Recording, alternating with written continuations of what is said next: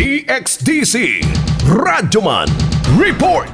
Giingong Nisukol Patay ang gikonsiderang top 6 city-level high-value individual kon HVI sa gikasang Buybust operation sa kapulisan dinhi sa Sitio San Roque, Cotamco, Barangay Leon Garcia, Agdao ning Dakbayan. Sa interview sa DXDC RMN Davao kang Police Lieutenant Colonel Ronald Lau, Santa Ana Police Station Commander, gi-identify niini ang suspect nga si Mark Anthony Mendoza Bautista alias Boss, residente sa nasangpit nga lugar.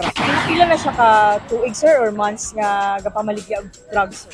Mga pila ka bulan na, pero dati siya nagagamit din siya, nagano siya. User din siya nga kuhan. Nasa sa drug watch list na po sir? O naa siya. Sama kaya high value individual siya, no? Okay, pagtawad na po na sa monitor. Sa ato ang sisog, sa atong personnel sa Santa Ana.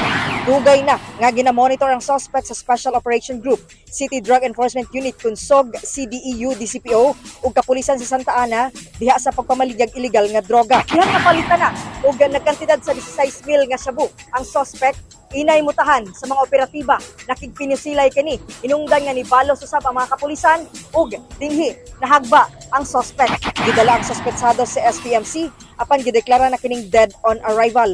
Na-recover atol sa parallel investigation sa Soco ang .38 nga armas sa suspect ug anaa sa 1.92 grams o adunay estimated street value nga 174,000 pesos nga shabu. Kasama mo sa balita ug serbisyo publiko, reaching millions nationwide and worldwide for 70 years. Radyoman ay ni Ganita. Tatak RMN. Tatak RMN.